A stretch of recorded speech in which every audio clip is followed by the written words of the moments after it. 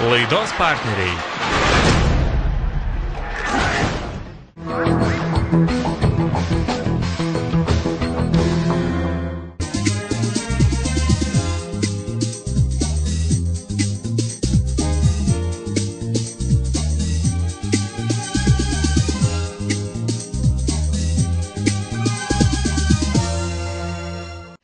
Labas vakaras. Galimybė ne vien mėgautis savo pomėgiu, bet ir pasivaržyti su bendraminčiais, sužinoti, ko esi vertas ir kiek toli pažengęs, neabejotinai motyvuoja. Tad šį vakarą pabūkime su tais, kurie siekia būti geriausiais.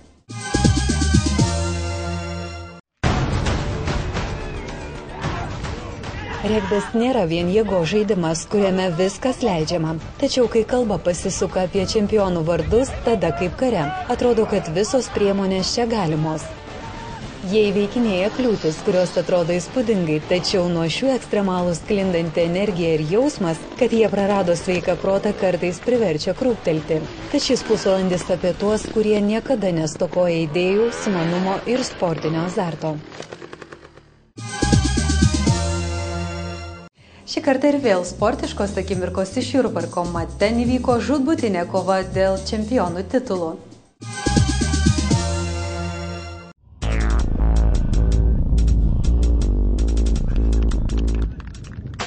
Jurbarke ir vėl rinkosi regbio aistruoliai, nes oras čia alsavo šio sporto dvasia. Praėjusioje laidoje parodėme, kaip susiklostė susitikimai tarp Lietuvos ir Suomijos bei Latvijos ir Lenkijos rinktinių. Lenkai ir lietuviai nesunkiai nugalėję savo varžovus susitiks tarpusavyje išsiaiškinti, kas iš jų stipresni. Tačiau pirmieji dėl 3. vietos rungtynes turėjo sužaisti Latvijos ir Suomijos rinktinės. Galbūt dar neatsigavę po žaidimo su mūsų rinktinė, kai Suomiai pralaimėjo net 155-0, dėl 3. vietos jie žaidė be didesnės ugnelės. Kai nėra ugnelė žaidime, tai greitai galima įžvelgti. Tad latviams nepavyko pajusti nuo priešininkų sklindančio sportinio azarto. Jausmo, kai kovoji su pergalės trokštančių varžovų. Todėl šiame susitikime stebuklų neįvyko. Mače dėl 3. vietos Latvijos jaunimas 46-0 sutriuškino Suomijos 15, taip ir neleidę per šį atrankos čempionatą pelnyti nors kelis taškus.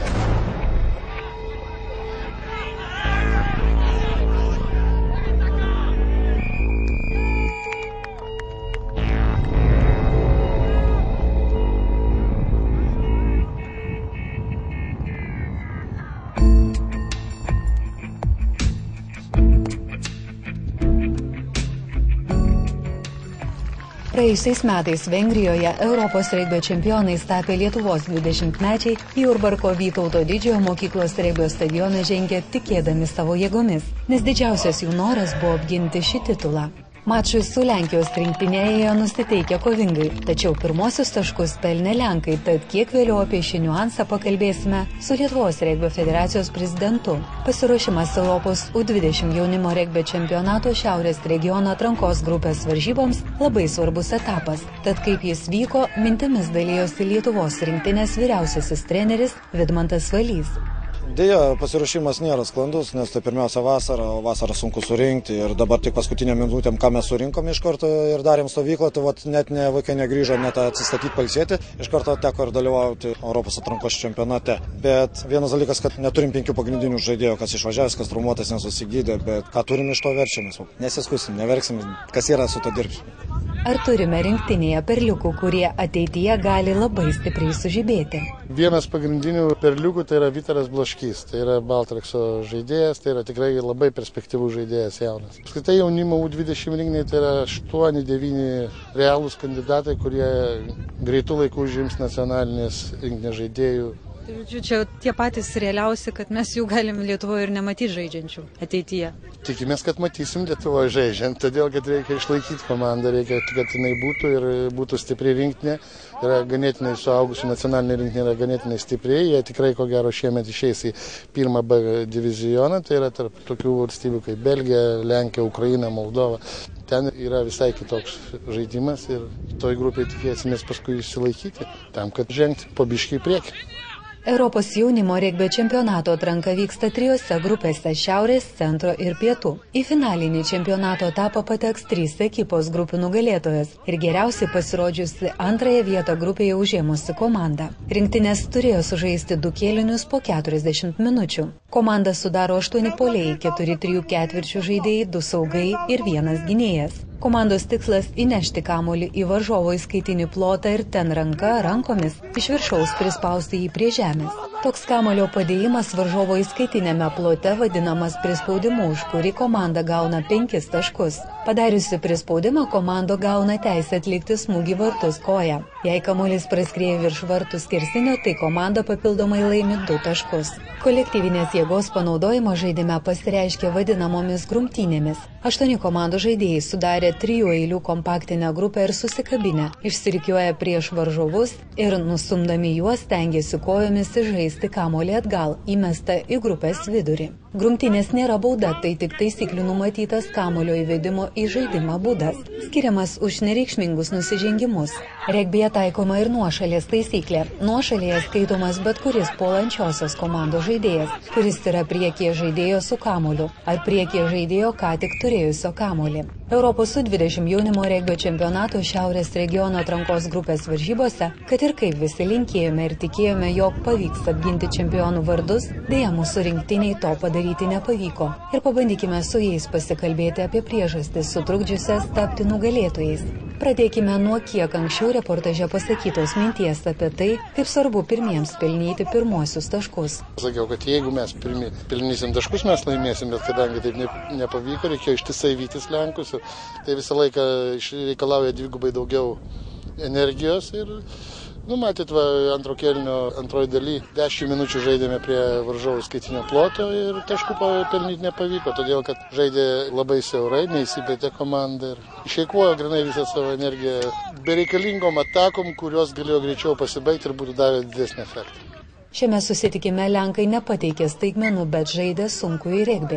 Lenkai žaidžia stabiliai tokią pat regbį, tai yra sunkus regbis, tai yra sunkus žmonės. Stabilios jų rinktinės yra su aukštais, stambiais, dideliais vyrais ir jie ir motyvuoja tą tokį kietą, senovišką rusų mokyklą, kai mes vadinam, tai jėgos tokį regbį, kurį šiai dienai pasaulis jau mažai propaguoja greitą, technišką, pagrįstą individualių žaidėjų meistriškumą.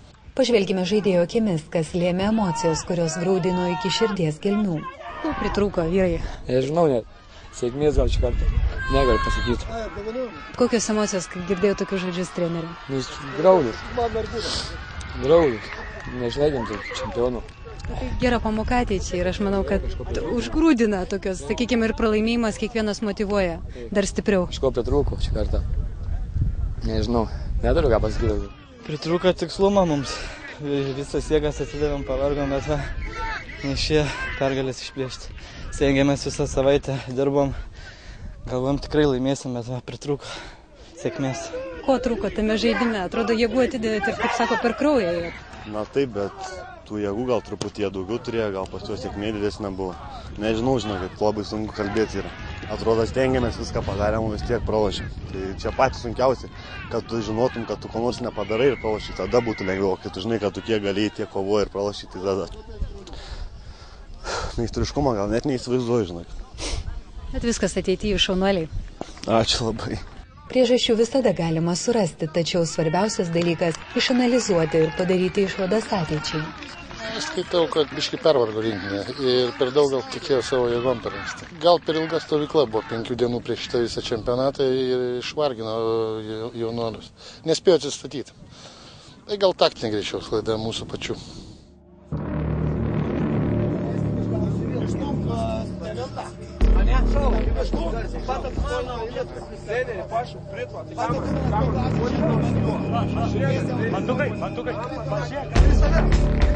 Когда дамы, святой, кажется, фирма, сушок, я мог помолиться, и прием.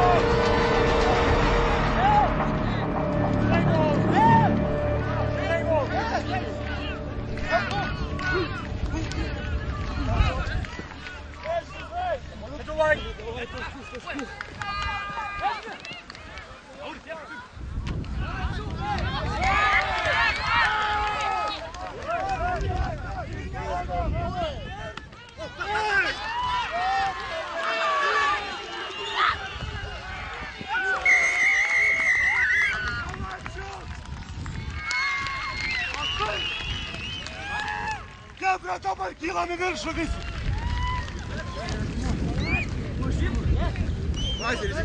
Молодец, подошли.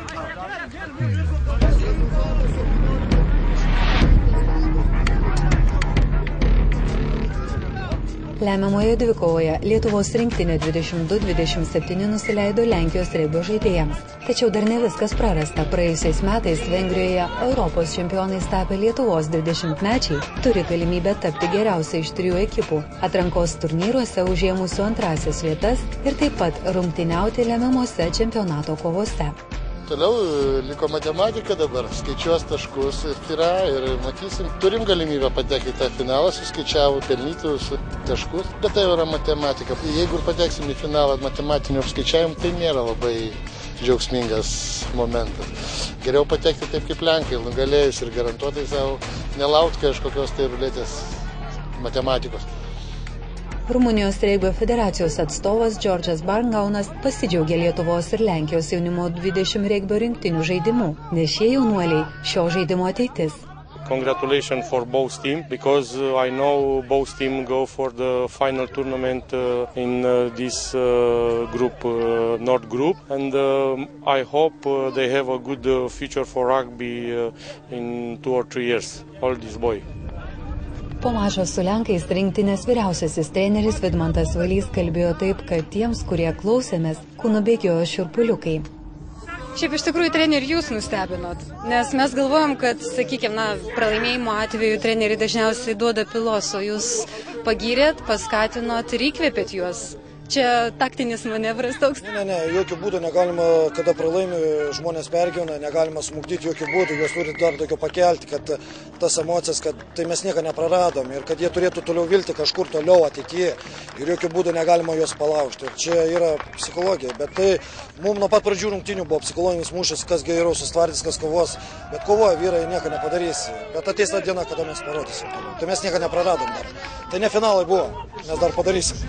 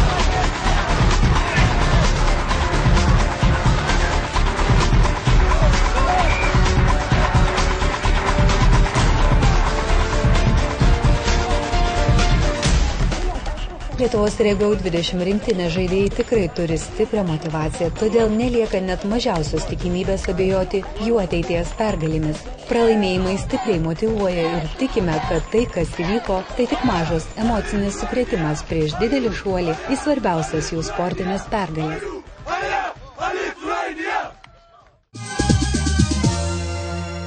Netrukus reklama, o po jos sugrįšime su įspūdžiais iš trialo varžybų, tad ir vėl pasimatykime per Sport 1.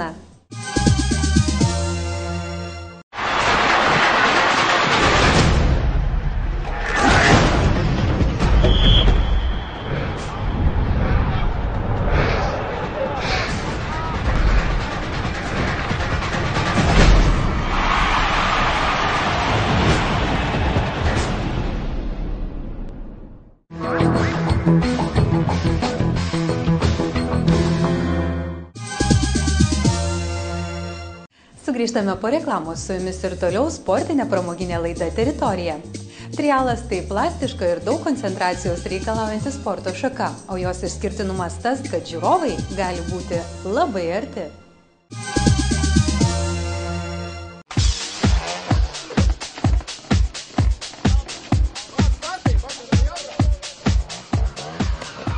Jiems nėra ribų, yra tik kliūtis, kurias gali įveikti, tad šį jų pomėgio filosofiją išminčių ir norų gimstančių galvoje pajutus nenumaldomą poreikį saviraiškai transformuojasi į ekstremalų pavidalą. Štai čia, kur daugybė dirbtinai suregstų kliūčių. Kai susijungia balansas, įgūdžiai ir susikoncentravimas, tai tampa judėjimo menu. Tačiau ne bet kokiu, o intelektualiu, kai judi ne vienas tu, o kartu su dviračiu ar motociklu. Crazy Ferma jau pats pavadinimas sako, kad čia susirinka tie, kurie nestokoja polėkio, fantazijos, sumanumo ir noro, talentingi, nebijantis rizikuoti, kartais atrodo bebaimiai vyrai ir merginos. Nuo mažų atrodo vos pedalus ar rankenėlę siekiančių vaikų, iki atsidavusių ir daug pasiekusių dviračių ir moto virtuozų. Paulius Albertavičius, bendradarbiaudamas su Latvijos motociklų sporto federacija, sėkmingai eina tą linkmę, kuri padeda atgaivinti ir sugrąžinti į Lietuvą visame pasaulyje gerai žinoma ir populiarumo nestokojančią trialo sporto šaką. Trialui ypatingai reikia šiam momentui dėmesio, tai ir metėm jėgas ir prisijungė dar papildomai žmonių, o labiausiai džiaugiuosi, kad Latvijų motociklų sporto federacijos prezidentas pats yra trialistas ir mus stipriai motyvuoja. Praktiškai mano yra pusė organizuoti, o jo visas, kad būtų tvarka teisėjavime. O tai yra labai svarbu, nes čia suvažiavo aukščiausio lygio važiuotojai. Tai jisai stipriai spaudžia, motyvuoja ir bendrom jėgom vystom tokius rimtesnius projektus. Trialas Lietuvoje tikrai nenauja ekstremalaus sporto šaka. 1988 metais Kaune įvyko pirmosios ir paskutinės trialo varžybos, paskatinusios susidomėjimą šią originalią, Anglijoje gimusią motociklų sporto šaka. Aktyviai sportuojantis Lietuvoje Arūnas Paulavičius bei Alvydas Linkevičius jau kitais metais TSRS čempionate iškovojo aukštas vietas. Sugriuvus Sovietų sąjungai moto trialo plėtra mūsų šalyje nutrūko.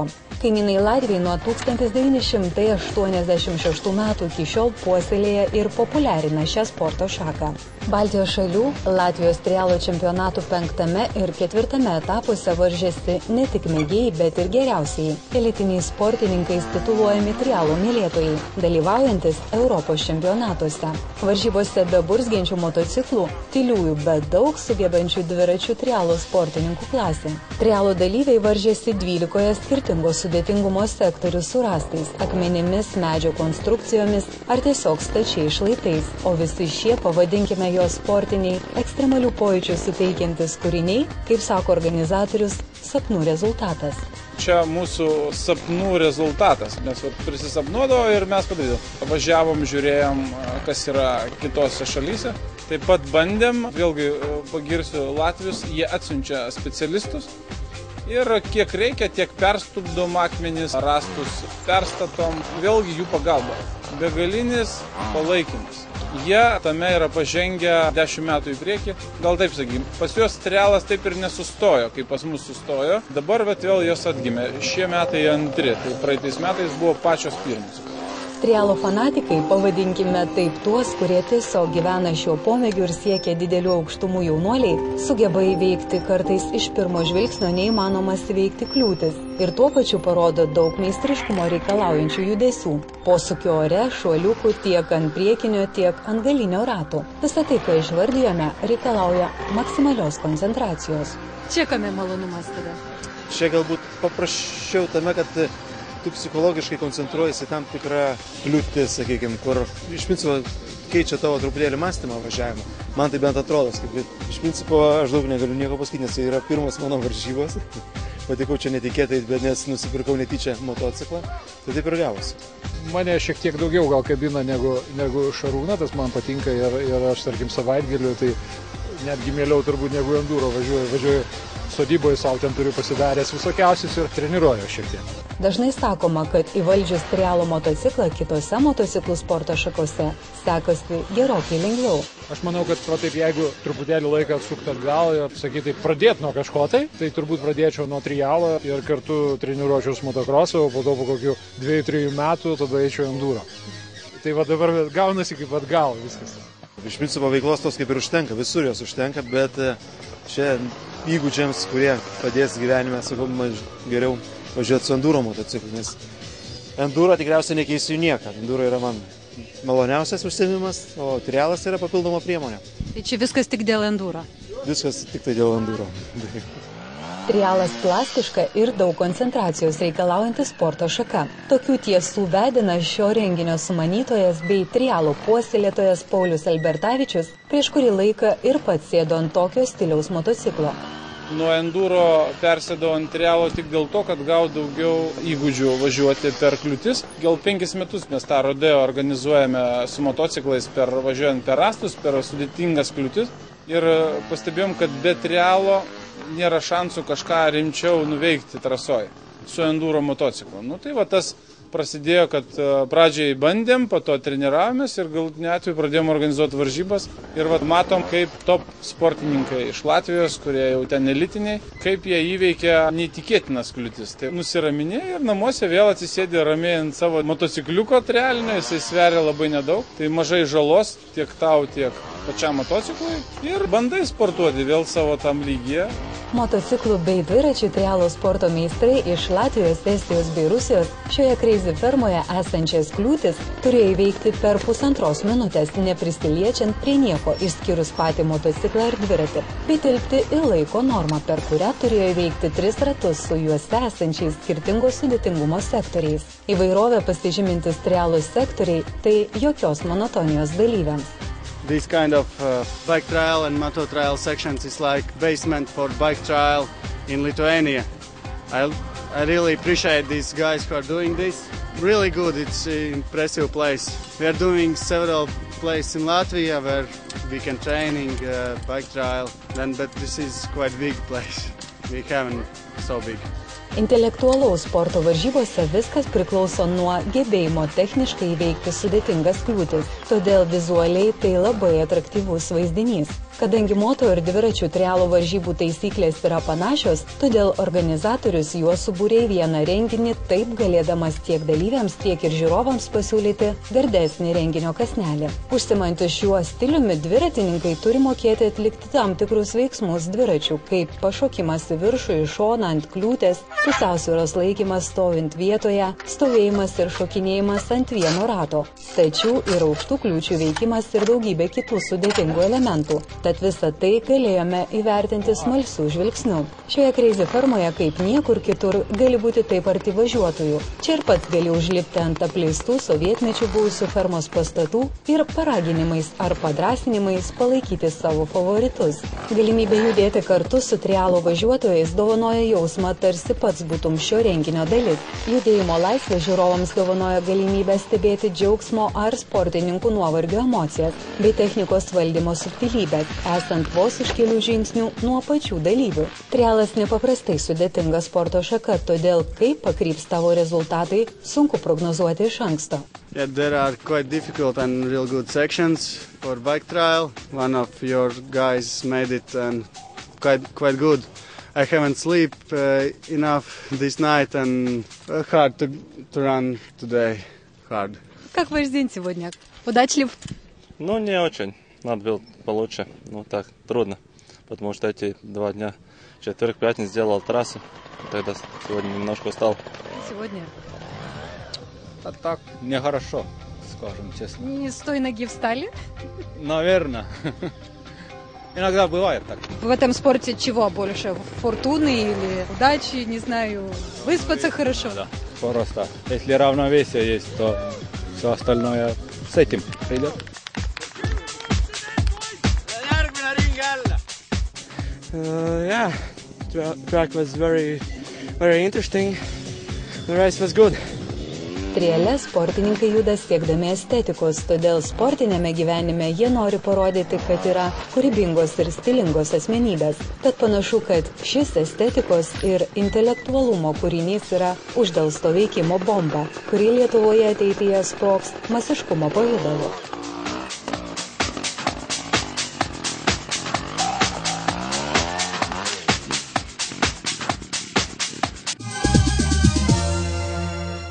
Laidos teritorija kūrybinė grupė dėkoja už dėmesį, o kitoje laidoje pomėgis, kuriam reikalingos begalinės vandens platybės. Užsukite į mūsų interneto svetainę ir pamatykite tai, kas spėjo įvertinti mūsų moteriškas žvilgsnis. Na, šį vakarą sportiškų, azartiškų akimirkų su pirmu lietuvišku sporto kanalu. Sudie.